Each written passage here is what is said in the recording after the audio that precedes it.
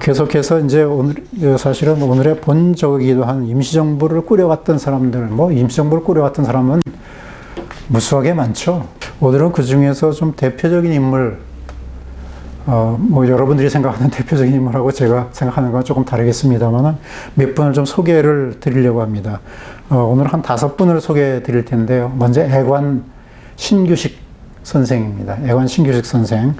그 다음에 뭐니 뭐니 해도 임시정부는 또 도산 안창호 선생을 또 빼놓을 수가 없죠. 그 다음에 또 호불호가 좀 갈리긴 하지만 우남 이승만 박사를 또 빼놓을 수가 없습니다. 임시정부에서는. 또 임시정부를 뒤에서 멘토를 했던 인물이 바로 서고 이동용 선생입니다. 이동용 선생 같은 경우에는 이런 분들은 많이 이제 알려지진 않았는데, 그 다음에 이제 마지막에 이제 백범 김구 선생. 이 5분은 임시정부에서 빼놓을 수 없는 그 인물이죠. 이외에도 우리 아까 잠깐 나왔습니다만 대통령을 했던 박은식 선생이라든지 또 국무령을 했던 이상용 또는 홍진 선생, 이외에 헌법을 기초했던 신익희, 그 다음에 우리가 얘기한 삼견주의를 했던 그 조수왕 선생, 아까 광복군 총사령을 했던 지청청 장군이라든지 또는 이범석 장군이라든지 이런 많은 사람들이 있는데, 오늘은 그 중에서 이제 한 5분만 해서 이제 그분들의 특징 내지는 그분들이 어떻게 어떤 역할을 했는지 그거를 조금 소개를 하려고 합니다. 자, 예관 신규식 선생. 우리나라 교과서나 이런 데는 대표적인 인물밖에 항상 소개를 안 해가지고 독립운동가는 항상 나오는 사람만 나오고 좀 폭넓게 소개를 많이 안 하는 좀 특징이 있죠. 자, 그 가운데에서 지금 그 예관 신규식 선생이 누구냐? 이분은 초창기 중국에 가서 중국 상해를 중심으로 하는 그 지역에서 대한민국 임시정부를 태동할 수 있는 그 뒷받침이 됐던 그런 인물이 바로 신규식 선생입니다.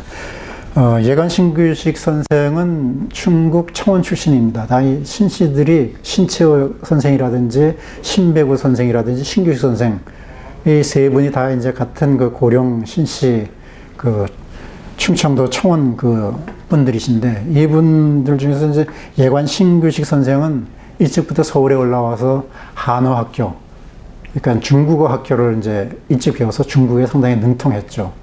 중국어에 능통했을 뿐 아니고 바로 한어학교를 졸업한 이후에 바로 육군 무관학교를 또 가게 됩니다. 그러니까 중국어를 능통한 데다가 그 다음에 다시 또 무관학교를 나왔던 이런 인물이죠.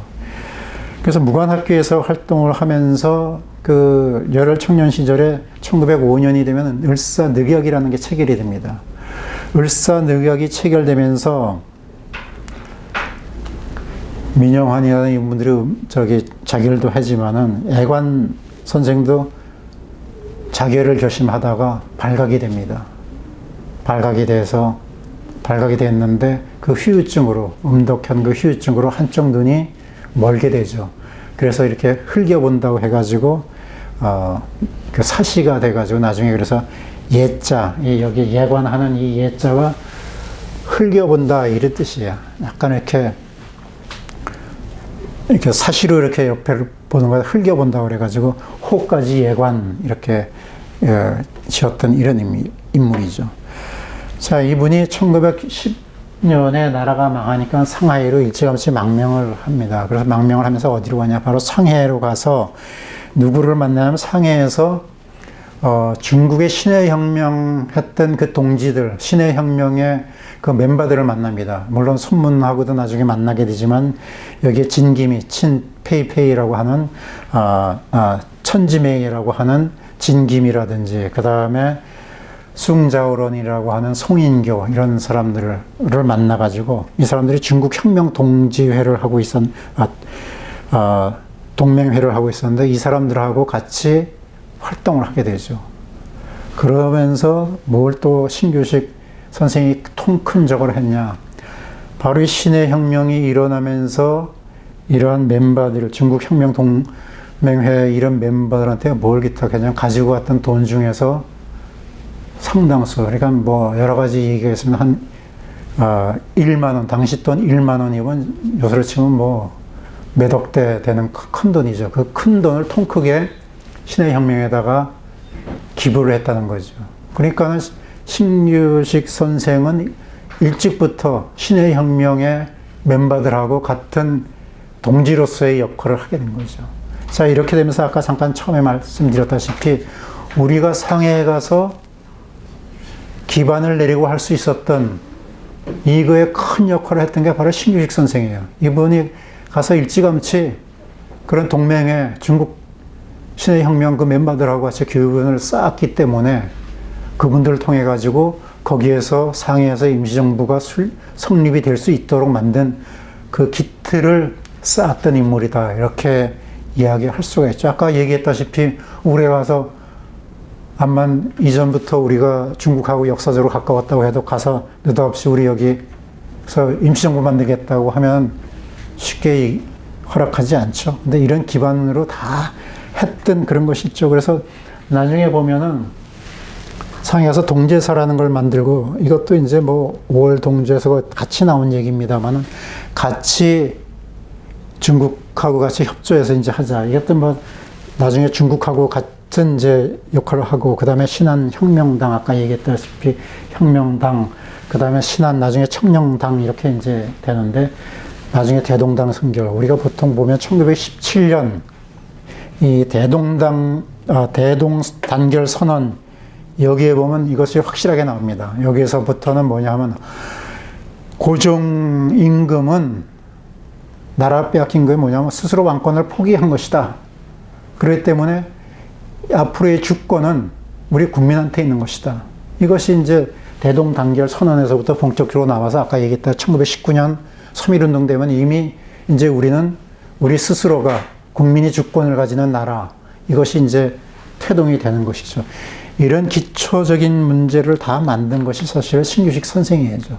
그리고 아까 얘기했다시피 그 저쪽에서 그 무호독립 선언 여기에서 뒷받침을 상해에 있으면서 다 뒷받침을 했고 그렇게 상해에서 임시정부가 생겨날 수 있도록 뒷받침을 했고 그 다음에 상해에 모이는 많은 젊은이들한테 아까 얘기한 중국의 그 신의 혁명의 동지들을 통해 가지고 각 군관학교로 젊은이들을 파견하는데 신규식 선생이 뒷배경이 됐던 것이죠. 그래서 중국에 있는 그 동지들을 통해 가지고 젊은이들을 무관학교로 보내 가지고 운남의 운남 강모당이라든지 각지의 군관학교에 한국 학생들을 보낸 것은 바로 이 신규식 선생의 역할이죠.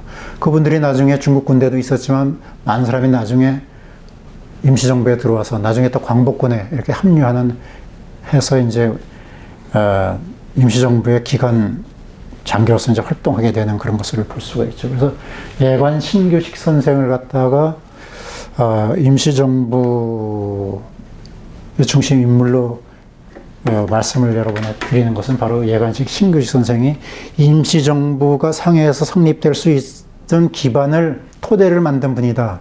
이렇게 이제 이야기가 할 수 있죠. 근데 예관 신규식 선생은 사실은 임시정부에서 나중에 법무총장도 하고 하지만은 이분이 아까 얘기했다시피 1905년에 음독을 해가지고 몸이 상당히 좋지 않은 상황으로 망명을 가고 또 이런 여러 고심을 하고 했기 때문에 몸이 상당히 좋지를 않았습니다. 그래서 사실은 임시정부가 성립된 지 얼마 1922년에 세상을 떠나시게 되는데 그 분이 조금 더 좀 건강하고 살아계셨다면 임시정부 안에서도 충분한 역할을 했을 텐데 임시정부가 성립될 때는 이미 거의 병약한 상태에서 병마에 상당히 힘들었던 그런 상황들을 볼 수가 있죠. 그래서 나중에 뭐 좀 얘기한 대로 국무총리 대리까지 그 역할을 이제 했던 것을 볼 수가 있는데 이분은 뭐 끝까지 자기 건강 때문에 더 이상 자기가 이제 못하겠다고 사양을 했던 그런 것을 볼 수가 있습니다. 자, 임시정부를 얘기할 때 우리 도산 안창호 선생 얘기를 안 할 수가 없죠. 도산 안창호 선생의 이력은 대체적으로 이 앞에 이력은 그렇습니다. 이분은 연설 잘하기로 유명했던 분이죠. 이분은 우리가 잘 아는 대로 학력이 그렇게 높은 분이 아니에요. 공부를 많이 한 분은 아닌데, 이게 선천적인 깨달음이라고 그럴까? 그런 게 상당히 발전된 인물에서 연설, 더구나 평양 쾌재정 연설 같은 경우에는 조만식 선생이나 오산학교를 세우던 이승훈 선생이나 다 여기서 감명받아가지고 학교를 세우고 이렇게 했던 분 아닙니까? 자, 그러고선 서울에 와가지고 경신학교, 그때도 원도우드 학당이라고 그랬는데, 거기를 조금 다니다가 이제 미국 가서 공부한다고 해가지고 부인하고 같이 이제 미국으로 유학 갑니다. 가서 말하자면 요새로 치면 초등학교부터 다시 미국 가서 공부를 하죠. 영어부터 이제 해야 되니까. 그런데 공부를 좀 하려고 했더니 가서 보니까 아까 얘기했죠. 일찌감치 갔던 하와이 이민 간 사람 그 이전에 또 어떤 사람들이 있었냐면 미주에 가서 장사하는 사람들이 있었어요. 그때 미주에서는 뭐가 유명하냐면 고려 인삼이 유명해가지고 인삼 장사들이 많이 있었어요. 그 인삼 장사들이 서로 관할권을 서로 얘기하면서 서로 상투 잡고 싸우는 이게 모습을 보고 도 선생이 야, 이거 가서 내가 지금 공부할 적이 아니다. 이 사람들을 어떻게 하든지, 왜냐하면 이국 땅까지 가서 이게 싸우면 이게 안 되지 않느냐. 그래가지고 그 사람들을 계몽시키고 하는 쪽으로 이제 도산 선생이 가서 이제 제가 얘기한 같이 이제 그런 교민들을 중심으로 해서 하는 이런 국립협회 이런 것을 조직합니다. 그래서 샌프란시스코를 중심으로 해가지고 이런 국립협회를 하게 되죠. 자, 그리고 잠시 이제 들어와서 1907년에 들어와서 비밀 단체였던 신민회를 만들게 됩니다. 이 신민회는 독립은 나라가 망하기 전에 마지막에 있었던 비밀 독립운동 단체예요. 비밀스럽게. 그래서 요거는 주로 상동, 서울에 있는 상동교회를 중심으로 상동청년회 거기 하고, 그 다음에 서북 지역, 평안도 지역 이쪽 인물들이 중심으로 돼가지고 신민회를 만들었고, 또 요 같은 시기에 저쪽 남쪽에서도 이런 비밀 결사가 있었어요. 그건 대동청령당이라고 하는 건데, 그 대동청령당은 발각이 되질 않았어요. 일제 때 계속해서 해방 후까지. 그래 대동청령단은 정확히 어떤 사람이 어떻게 했는지 모르는데, 이 신민회는 나중에 발각이 1921년에 발각이 돼가지고 소위 신민회 사건이 일어나지 않습니까? 그래서 수많은 사람들이 곤욕을 치르게 되는 그런 경우가 있는데, 이 신민회 비밀 결사가 중심으로 돼가지고 주로 이제 서울 지역하고 서북인들, 그래서 독립운동 한 사람 치고 우리가 잘 아는 분들 치고 신민회 또 출신이 아닌 분들이 없죠. 도산 안창의 이승훈 선생, 그 다음에 양기탁을 비롯해서 김구라든지 이런 분들이 다 그 신민회 비밀결사 출신이죠. 그러고서 아까 얘기한 대로 대성학교를 평양에서 설립을 합니다.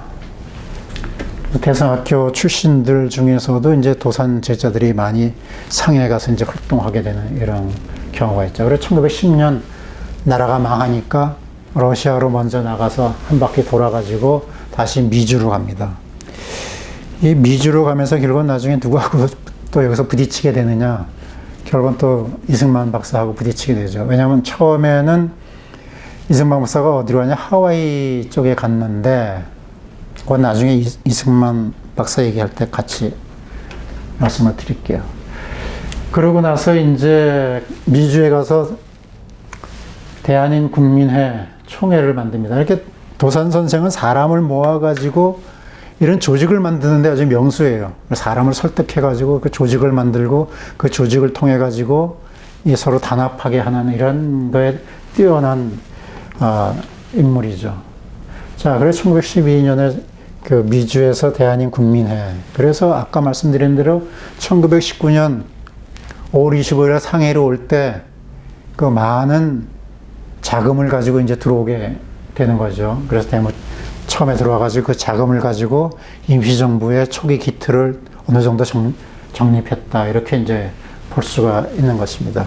그러면서 도산 안창호 선생이 처음에 내무총장이었다고 그랬지 않습니까? 그래서 그 여러 가지 역할을 했는데, 그 고당 개각할 때 도산 안창호 선생은 스스로 노동국 총판으로 한 단계 조금 낮춥니다. 만약에 같은 급인데 우리로 치면 원어 옛날에 뭐 보훈처라든지 조금 낮은 이걸로 바꾸죠. 이게 왜 그렇게 됐냐면 아까 누구의 이승만 박사가 자꾸 대통령을 한다고 하니까 다른 강요들을 설득해가지고 헌법을 바꿔가지고 대통령 안 하게 하면은 여러 가지 문제가 생기니까 다른 강요를 설득해가지고 대통령제를 만들면서 자기는 스스로 한 단계를 조금 낮춘 거죠. 도산 선생은. 그래가지고 이것도 좀 논란이 있었어요. 나는 노동국 총판 안 하면 나는 강요 안 하겠다. 도산 선생이 하도 그래가지고 할 수 없이 그냥 노동국 총판으로 이제 머물게 되는 것이죠. 자, 그러고서는 미국 순회 강연을 여러 차례 이제 가게 됩니다. 이것도 결국은 뭡니까? 사실 이제 그 임시정부의 자금 문제 이런 것 때문에 이제 순회 강연을 가게 되죠. 그래서 뭐 그 미주뿐만이 아니고 멕시코, 쿠바, 뭐 멕시코까지인가가 뭐 순회 갔다고 이제 하게 되죠. 그러고서는 계속해서 임시정부를 중심으로 해가지고 사람들을 설득하는 그 역할을 계속을 합니다. 그래서 아까 말씀드린 대로 대한국민회의 전체 그 합동회의 같은 것도 같이 주재를 하게 되고, 자, 그리고 여러 가지 이제 한국 독립당 창당하는 대로 하는데, 언제 또 체포되시냐면 1932년에 윤봉길 의거 때 체포가 됩니다. 저는 윤봉길 의거를 도모하면서 누가 주도했다고 그랬습니까? 백범 김구가 중심이었죠. 백범 김구 뒤에는 이동용이라고는 또 멘토가 있었어요. 그래서 주로 이동용, 백범 김구, 조완구 이런 분들이 중심으로 하는데, 이때 도산 안창호 선생은 뭘 가지고 있었냐 하면은 흥사단을 조직하고 있었어요. 근데 흥사단 쪽에서 변절했던 사람이 나중에 많이 나오거든요. 그런데 이상하게 같이 회의를 하는데 그 얘기가, 비밀 얘기가 흥사단 쪽에서 흘러가지고 이렇게 또 문제가 되는 경우가 있어가지고, 뭐 여러 가지 설이 있습니다만 그 중에 한 설이 이 사건을, 윤봉길 의서 사건을 도모할 때 의도적으로 도산을 배제했다는 이야기가 있어요. 왜냐하면 자꾸 도산이 나빠서 그런 게 아니고 도산은 좋은 뜻에서 가서 흥사단 단원한테 얘기하면 흥사단 안에 또 그런 사람들이 첩자가 있어가지고 그거가 이제 저기 했다는 그런 얘기죠. 그래서 도산 선생한테 이거를 알리지 않았다는 설도 있고, 뭐 그렇지 않다는 설도 있는데, 여튼간에 알리지 않았기 때문에 도산 선생이 모르고 있다가 나중에 그날 당일 아침에 되어서야 도산한테 피하라고 얘기를 했더니, 도산은 그때 젊은 학생하고 자기가 약속이 있어가지고 그 약속을 지켜야 된다 해서 그 약속 자리에 갔다가 오면서 체포되었다, 이런 이제 설이 있어요. 다른 사람은 이제 피신했는데 도산만 체포가 된 것이죠. 그래서 도산 체포돼가지고 국내로 압송되어 왔는데, 뭐 감옥에 있을 때 사진 혹시 보셨는지 모르지만 완전히 피골이 상접할 정도로 고문도 많이 받고, 워낙에 도산 선생들 몸이 또 약해요. 왜냐하면 예민한 분들이 다 뭘 가지냐, 위장병들을 다 가지고, 도산도 평생을 위장병을 가지고 계셨던 분이죠. 그래서 거기에다 고문까지 받고 해가지고 국내에 압송돼서 있다가 나중에 뭐 송태산장이니 이런 데 가서 뭐 휴양을 한다고 해도 또 국내에 들어와서도 또 흥사단이라든지 수양구락부 이런 조직을, 물론 이제 거기에는 이제 누굽니까, 여기 이광수를 내세워가지고 했습니다만은 그런 또 상황들이 있죠. 그래서 도산 안창호 선생은 특히 초기에 임시정부를 조직을 하고 임시정부의 천재를 저기 해가지고 임시정부가 임시정부답게 세워질 수 있도록 또 만든 인물이 바로 도산 안창호 선생이다, 이렇게 볼 수가 있죠. 그래서 도산 선생은 대체적으로 한 24년 정도 되면은 임시정부에는 깊이 관여를 안 하고 이제 미주에 갔다가 그 다음에 나와서도 임시정부 이제 외곽단체, 그 다음에 당이라든지 이런 걸 이제 주력했다가 32년에 체포돼서 국내에 들어와서 체포돼서 감옥 생활 하다가 몸이 약가서 나와 있는 사이에 이제 돌아가셨던 것을 이제 볼 수가 있죠. 그래서 도산 안창호 선생이 임시정부에 큰 역할을 했다 이제 볼 수가 있고요. 우남 이승만 박사는 황해도 평산 출신이죠. 평산 출신인데 우리가 잘 아는 대로 이승만 박사 스스로가 자기는 조선의 양녕대군의 16대 손이다 이렇게 얘기를 하고 있어요. 우리가 잘 알다시피 양녕대군이 첫째 아들 아닙니까? 이렇게 잘했으면은 그 왕손으로 정통 왕손으로 계속 갈 수 있는 그런 집안이다. 이걸 항상 긍지로 이제 생각을 했죠. 근데 또 여기에 또 함정도 또 있어요. 왜? 이승만 박사는 자선을 누구한테 시켜서 쓰게 했든 간에 무슨 글에다가 자기 집안을 소개할 때 자기 윗대의 16대 손의 양녕대군이라고 하지만 그 윗대 3대, 4대, 5대 쭉 위에다가는 그분들의 얘기는 또 안 하고 있어요. 옛날에 양반이라고 하면은 최소한 한 20대 정도는 줄줄 꿰고 있어야 옛날 양반이거든요. 옛날엔 양반들이 다 보학을 했으니까. 근데 이승만 박사는 어디에도 할아버지 이상의 저걸 대는 적이 없어요. 그래서 많은 사람들은 이승만 저 족보 가짜다 이렇게 또 얘기하는 분도 없지 않아 있다 이런 걸 볼 수가 있죠. 그 다음에 이제 우남이라는 그 호가 이게 우수현이라고 하는 우수현 남쪽.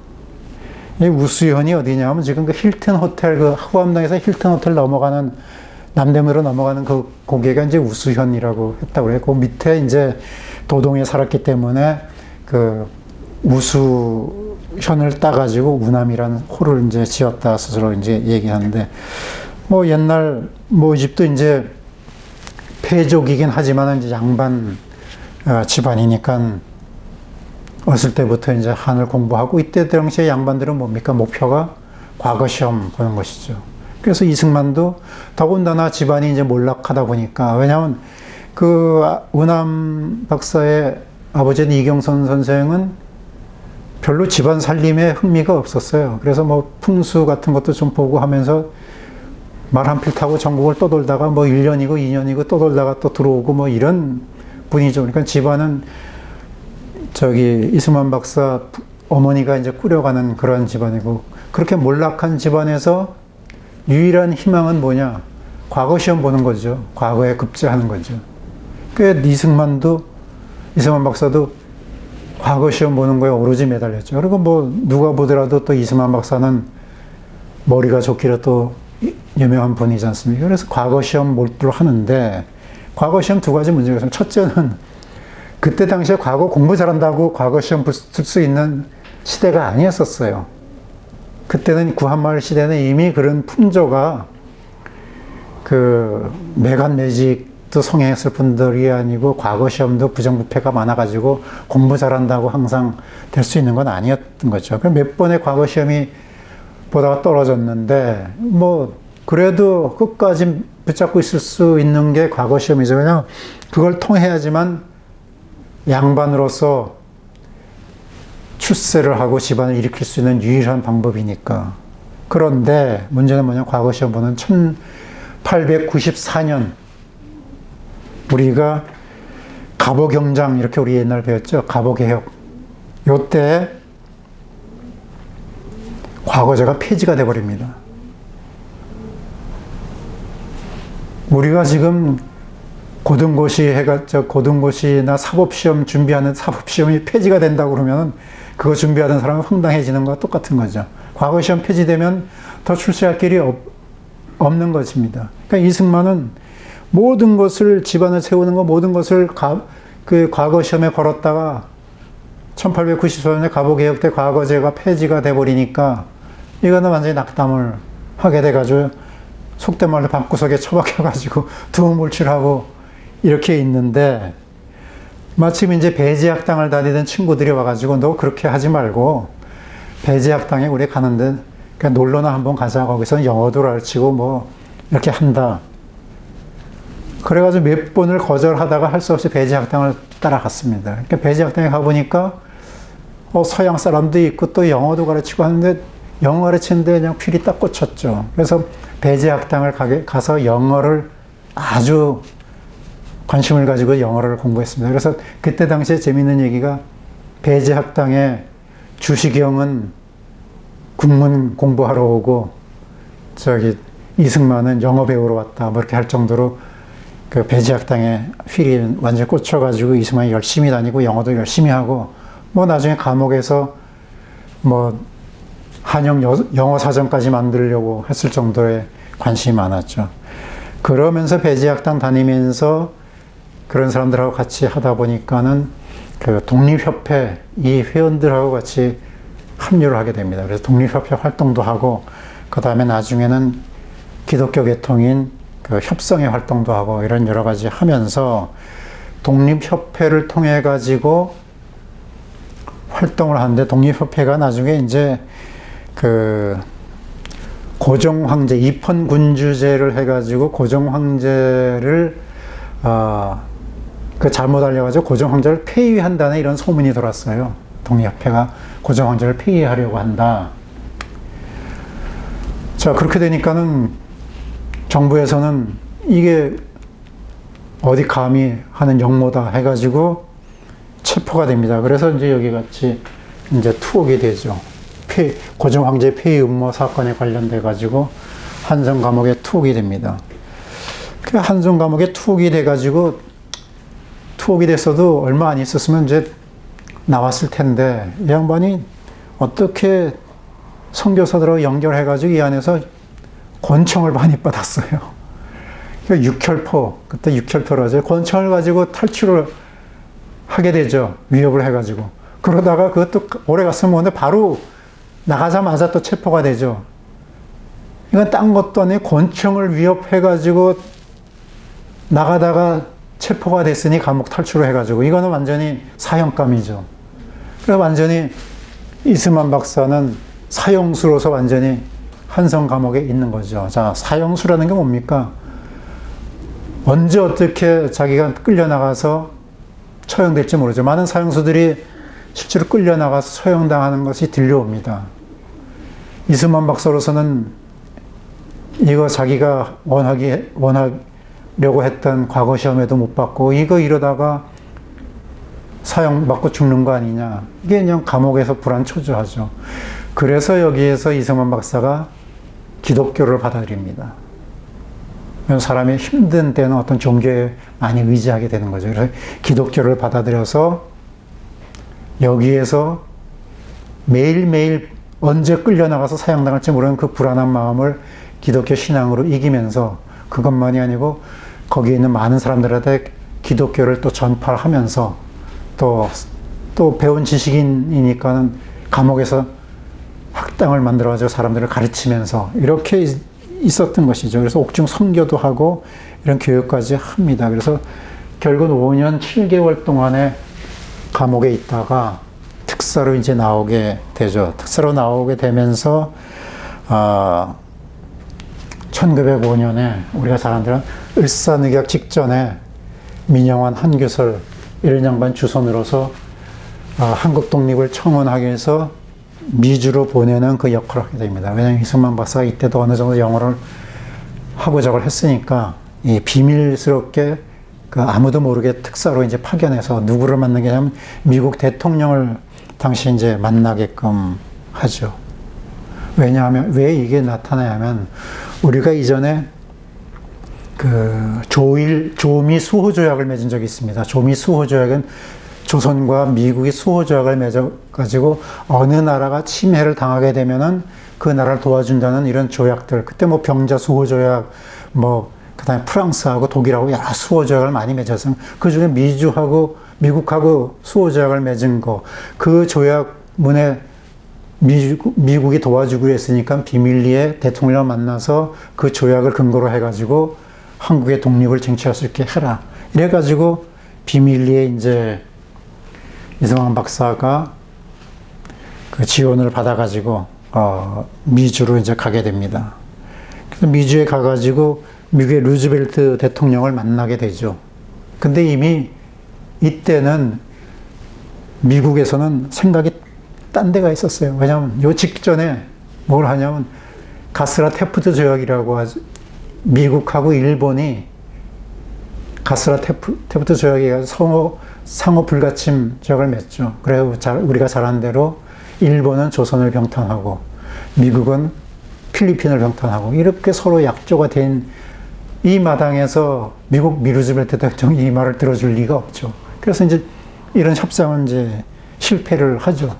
그 실패하는 와중에 1905년에 11월 달에 을사늑약에 민영환 총리가 자결을 했다는 소식을 들으니까 이승만 박사는 더 이상 어디인지 기댈 데가 더 없잖아요.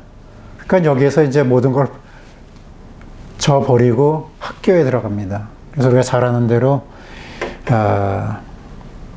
학교에 들어가서 그 조지 워싱턴 대학, 그 다음에 하버드 대학, 프린스턴 대학, 이걸 뭐 정통적으로 다 배운 건 아니에요. 사실은 조지 워싱턴 대학에 가서 여기도 뭐 다 학사 편입하고 그냥 어느 정도 다 지식인이고 이미 뭐 한문 수양이라든지 상당히 많이 알고 있으니까는 이걸 다 절차를 밟은 건 아니죠. 그리고 하버드 대학에도 연락을 해가지고 내가 조선에서 온 또 워싱턴 대학 출신인데 해가지고 하버드도 단축해서 이제 공부를 했고, 그 다음에 나중에 프린스턴 대학도 가가지고 활동을 하게 되죠. 자, 프린스턴 대학에서 우리가 잘 아는 대로 미국 영향하에 중립노인이라고 하는 그 박사학위를 아마 뭐 처음인지 뭐 여러 논란이 있지만 초창기에 했던 박사학위를 받게 되는 것이죠. 우리가 처음에 이승만 박사가 얘기할 때 이승만 박사가 무슨 박사냐, 뭐 철학 박사다, 뭐 이런 여러 가지 논란이 있었던 게, 대개 인문이나 이런 쪽 박사들은 그 학위가 필라조피 이렇게 나가지 않습니까? 그렇기 때문에 다 그냥 철학 박사 그랬는데, 사실은 정확하게 얘기하면 정치학으로 영세 중립국의 정치학 가지고 정치 외교학 가지고서 박사 학위를 받은 인물이죠.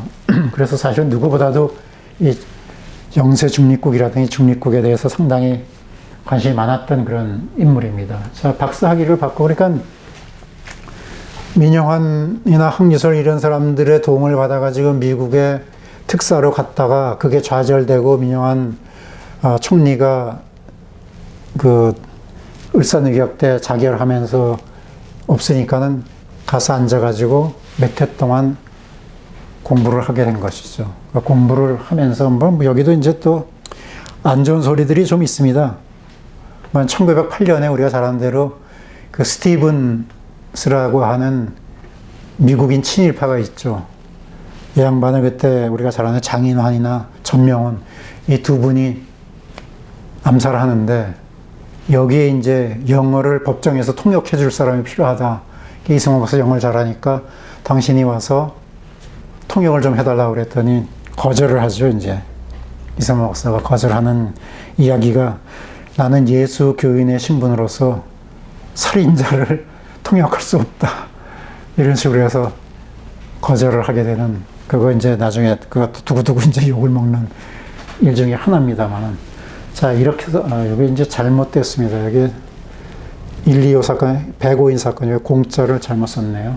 백오인 사건에 이제, 그래서 국내에서 다시 들어와서 YMCA 청년부 간사로서 이제 많은 그 국내에 있었던 선교사들하고 교류를 하면서 있다가 이 백오인 사건에 연루가 돼가지고 곧 체포가 될 상황이 되니까 또 이제 청년부 간사라는 그걸로 해가지고 미주에 회의를 하러 간다고 해가지고 탈출을 하게 되죠. 그래서 미주에 가가지고 이제 활동을 하게 되는데, 아까 잠깐 얘기했다시피 1909년이 되면 한국의 위임 통치 청원을 윌슨 미국 대통령에 제출하고, 그 다음에 상임지정부의 국무총리가 되고 나중에 대통령이 됐고, 그건 아까 잠깐 이제 말씀을 드렸던 거죠. 근데 많은 사람들이 의아해합니다. 왜 모든 그때 당시에 임시정부가 곳곳에 성립될 때 왜 이승만 박사를 최고 순회로 뽑은 데가 많으냐. 그때 이승만 박사는 여러 가지 그 중에서 이런 일화들도 있어요. 뭐냐면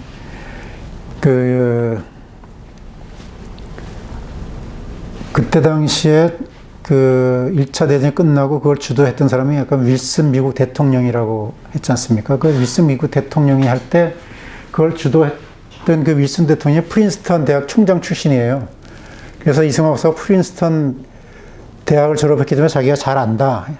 이승만 박사가. 그래가지고 이제 이승만 박사를 통하면은 윌슨하고도 통하고 그렇게 하면 우리 독립이 쉬워질 것이다.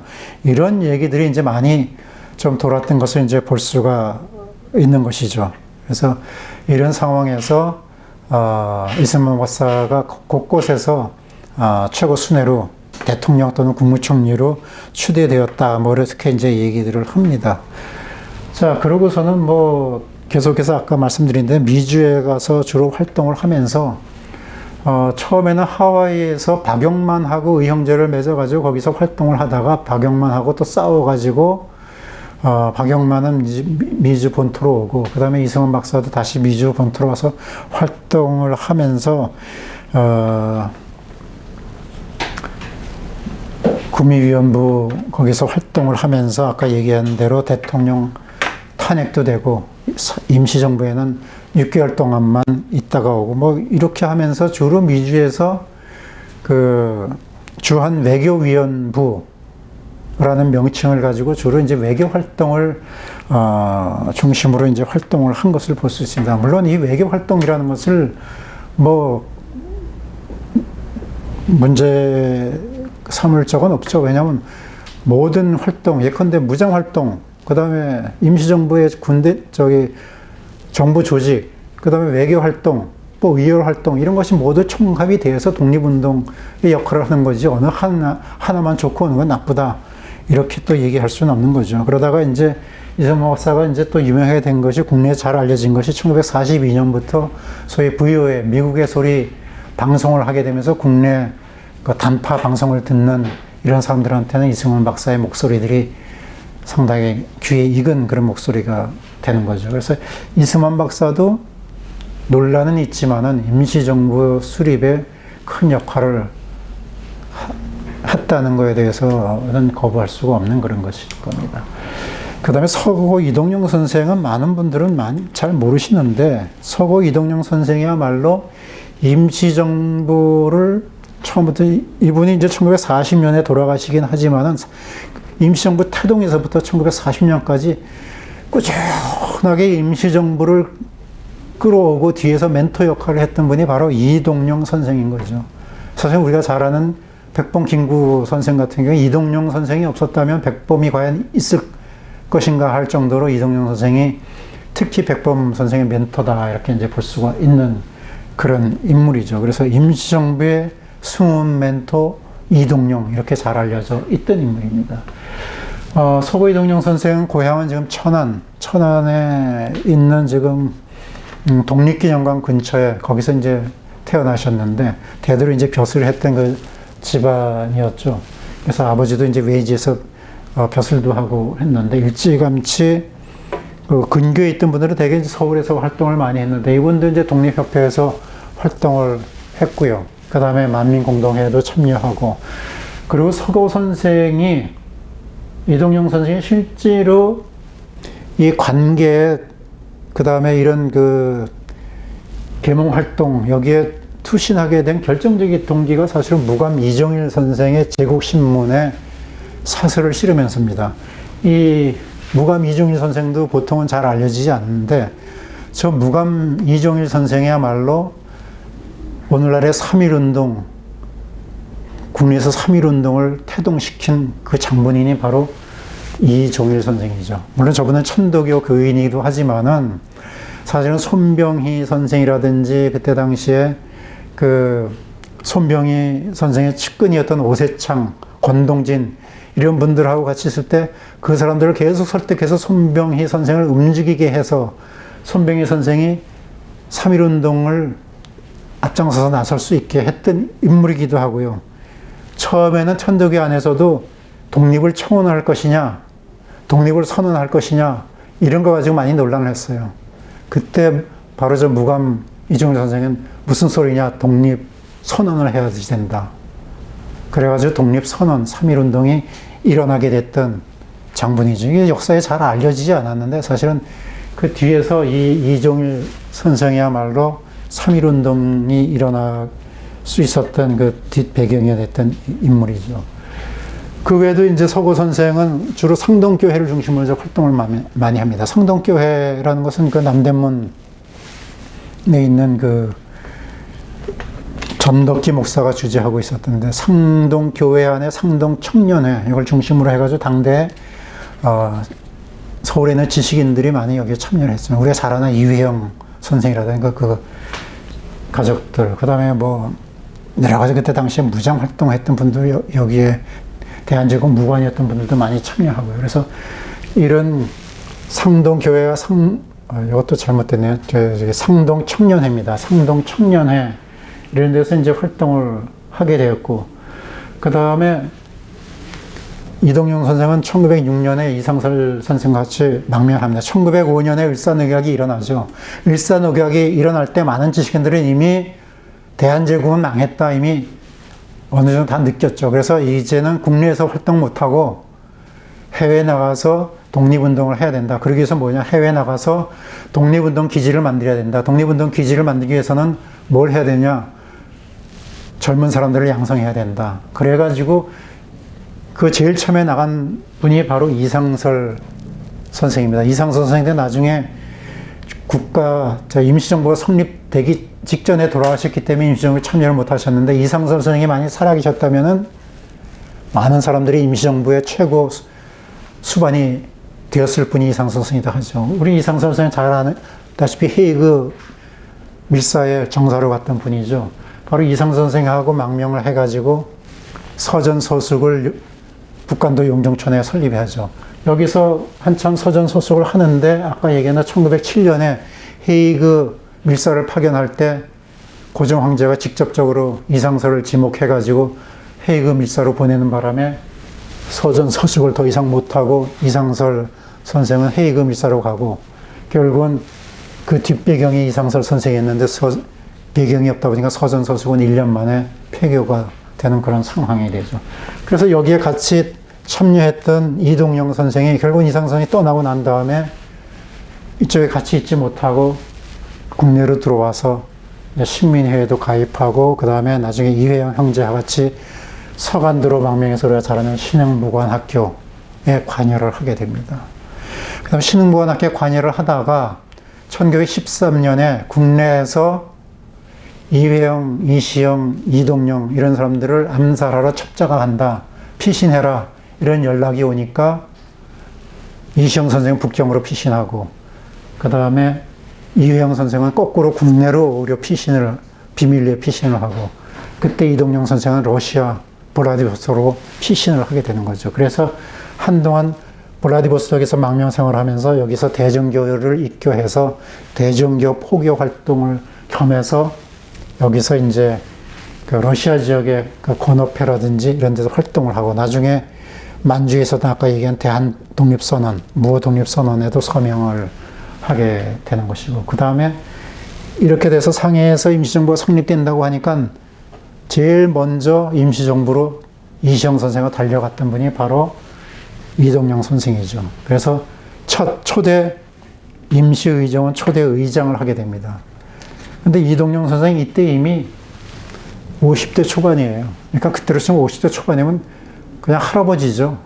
그러니까 그렇게 나이도 있고 관록도 있고 그런 분이 가서 임시정부 뒤에서 백그라운드가 되면서 임시정부 젊은 사람들을 통제해 나갔던 것을 볼 수가 있습니다.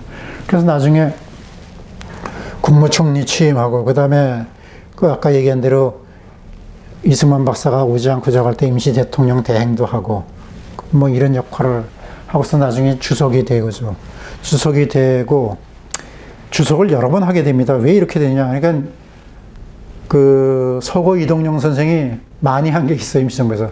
주석도 여러 번을 하시고, 그 다음에 의장도 여러 번 하세요. 왜냐하면 할 사람이 없을 때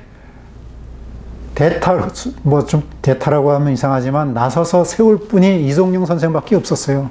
그럼 이동영 선생은 여러 가지 어려운 여건에 불구하고 흔쾌하게 그 자리에 나섰던 것이죠. 그러니까 이동영 선생이 하고 싶어서 한 것이 아니고, 거기에 그 자리에 나설 사람이 없을 때 항상 이동영 선생이 자임해서 나가서 그런 책임을 지고서, 그거는 뭐 이동영 선생이 벼슬을 좋아해서 나간 것이 아니고 스스로 그런 자리에 나가서 책임질 일들을 맡아서 했다는 것을 볼 수가 있습니다. 그래서 사실은 이동영 선생이 임시정부에 끝까지 이렇게 있지 않았다고 하면 그 임시정부의 위상이 상당히 흔들렸을 것이다. 이렇게 이제 많은 사람들이 이야기를 하고 있죠. 그래서 임시정부의 가장 원로 중에 한 사람이면서 임시정부에 실제로 그런 것을 이끌어가고 뒤에서 멘토를 해주고 했던 그분이 바로 서구 이동영 선생입니다. 근데 우리 독립운동사에서는 이동영 선생도 잘 알려지지 않죠. 더군다나 이동영 선생 1940년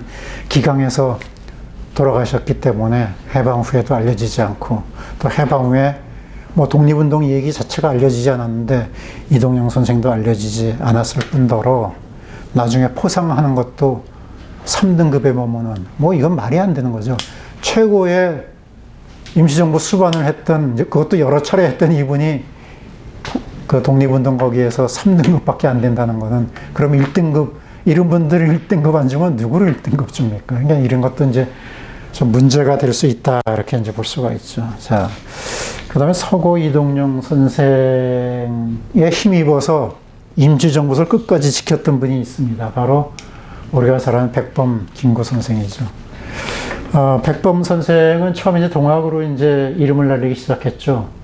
그래서 이제 해주 청계동에서 안태원 진사 댁에 들어가서 여기에서 이제 말하자면 그 안중근 의사하고의 그런 인연이 이제 시작이 되는 거죠. 그러고서는 또 이제 김영진이라는 친구하고 같이 청나라가 어떤지 한번 보러 가자. 그 청나라 갔다가 마침 거기 청국에서 만주에서 김의원이 그때 초창기 의병을 일으킬 때 의병에 참여를 합니다. 그러니까 어떻게 보면 백범 김구 선생이 우리가 초창기 의병을 참여했다. 이렇게 이제 볼 수가 있죠. 물론 그거는 국내에서 아니고 주로 이제 그러니까 만주에서 만들어가지고 국내로 이제 그 봉기를 한 것이죠.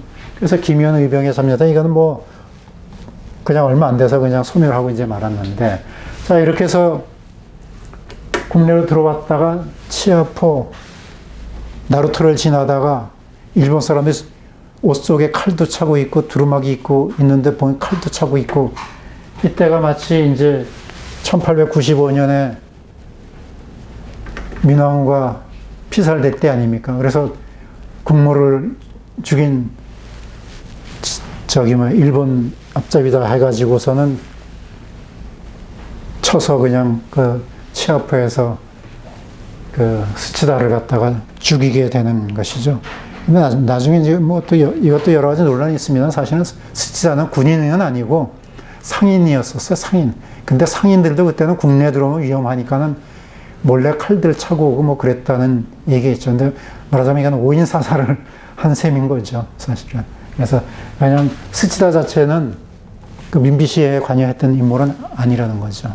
여튼간에 이런 것으로 여튼간에 일본 뭐 국내 상인들도 칼 차고 들어와서 못된 짓을 많이 했으니까 여튼간에 스치다를 죽임으로써 이제 우리가 잘 아는 대로 인천 감옥에 갇히게 되는 거죠. 그리고 또 나중에 인천 감옥 거의 이제 다 여기서 이제 석방이 될 즈음인데 이게 그때 연락을 모르고 그냥 또 탈출하게 되죠. 뭐 아까 이승만 박사도 우리가 그런 걸 감옥에 탈출해 백범 선생도 이제 탈출을 하게 되죠. 인천 감옥에서 탈옥을 해가지고 여기저기 떠돌다가 결국 나중에 마곡사에 중도 잠깐 하고 뭐 이런 상황이 되죠. 그러다가 이것이 이제 특사로 완전히 정리가 되면서 고향으로 돌아가서 황해도 지역을 중심으로 해가지고 학교 선생으로 활동을 하면서 여기에서 이제 우리가 얘기하는 애국개몽운동 중에 하나인 그 교육문화운동을 이제 여기서 펼치게 됩니다. 그래서 해서교육청의 학무총장도 하고 각 학교 또 선생으로 이제 활동을 하게 되는 것이죠. 자, 이렇게 해서 활동을 하게 되는데 많은 사람들이 이 백범 김구 선생이 겸손해서 하는 얘기를 듣고서 백범 선생이 뭐 공부가 좀 짧다 뭐 이런 얘기를 하는데 백범 선생은 황해도 여기서 선생을 오래 했습니다. 그렇기 때문에 충분히 당대 지식인이라고 할 수 있는 그런 인물이 있고 기반이 돼 있었던 인물이죠.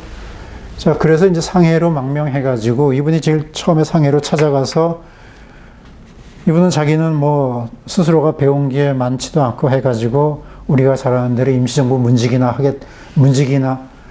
하겠다고 해서 도산을 찾아갔죠. 그래서 도산이 웃으면서 선생님 그러면 문직에 하십시오 하고서 내준 것이 경무총감입니다. 경무총감은 바로 이제 내무부 뭐 소속하에 이제 있다고 할 수 있는 그런 저건데 경무총감이 뭡니까? 사실은 임시정부, 상해 임시정부 초창기에는 많은 밀정들이 상해에 꼬입니다. 그래서 임시정부의 사람들을 설득하고 또 이 사람들을 빼가고 뭐 하는 그런 게 밀정들이 많았죠. 그래서 그 경무총감이라는 그 역할이라는, 경무국장이라는 그 역할이 그런 밀정들을 색출해내는 거죠. 그래서 많은 밀정들을 색출해가지고 처단했던 데 앞장섰던 인물이 이제 그 백범 선생이죠.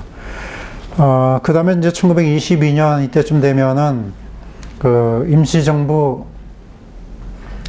내무총장으로 이제 활동을 하시고, 거기에서 이제 노병의 활동을 하게 되면서 1926년이 되면은 처음으로 국가 수반이 됩니다. 그래서 국무령으로 있으면서 여기에서 아까 얘기한 헌법 개정을 해가지고 여기에서 이제 그 국무위원제를 만들고 이제 하는 것을 볼 수가 있죠.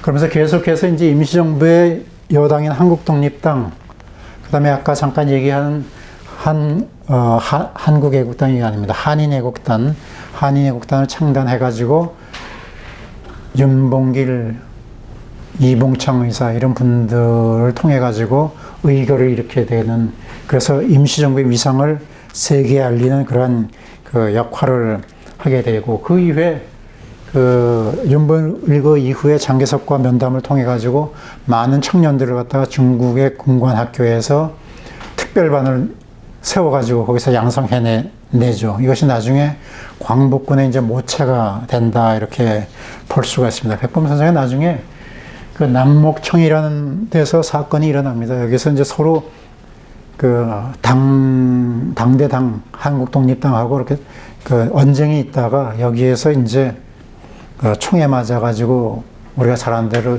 백범 선생은 그 총알이 몸에 박혀 있어가지고 글씨를 써도 이렇게 몸이 떨리는 그 체가 됐다, 이렇게 이제 볼 수가 있고요. 백범 선생은 특히나 이동영 선생의 뜻을 받들어서, 이동영 선생이 계실 때는 이동영 선생의 뜻을 받들어서 활동을 하시고, 이동영 선생이 돌아가신 이후에는 그 임시정부의 모든 그 수반의 역할을 오로지 묵묵하게 또 수행해서 마지막에 광복군도 창설을 하고, 또 광복군이 일본과 대일 선전 포고를 하는데도 앞장을 섰고, 그 다음에 임시정부를 1945년 광복이 된 이후에 국내로 임시정부를 끌고 들어와서 1948년에 그 새로운 정부, 이승만 정부에다가 전달하는 그런 역할을 했던 것을 볼 수 있습니다. 이렇게 그 기라성 같은 많은